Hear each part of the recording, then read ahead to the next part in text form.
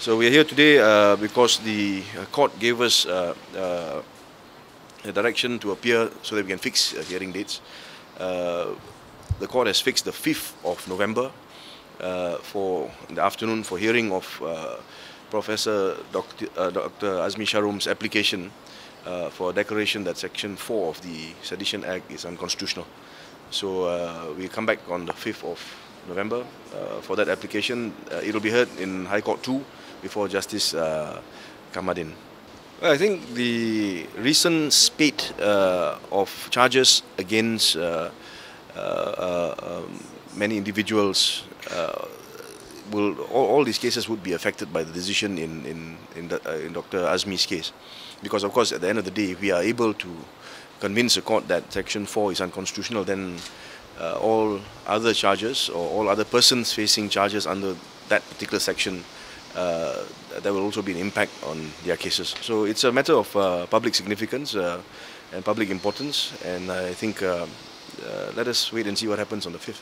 It's very important, and it's it's just as important if it was happening with one of the other people who are charged. So it doesn't matter that it's my case where we are making this argument, because it's going to affect all the sedition cases.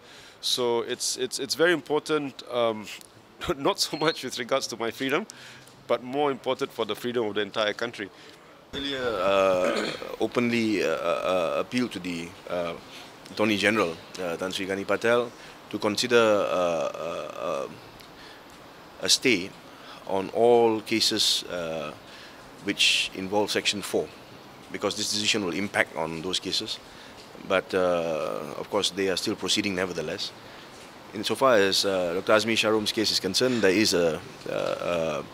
the Sessions Court has agreed with us and transferred the matter here for hearing of application, but then of course state proceedings in the meanwhile. So for Professor Azmi's case, it has been stayed, but for the rest, the case goes on. Those cases go on. They are proceeding meaning what? Say again? You mean that you said the AG is proceeding? Proceeding, they're carrying on with the cases.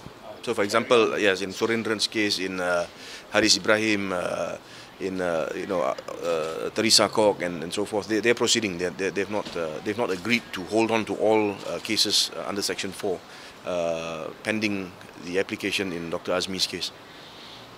I think the AG can still consider it. I think he should, because at the end of the day, if something is unconstitutional, then there's no point proceeding to a trial on something which is unconstitutional. That's the position that we take.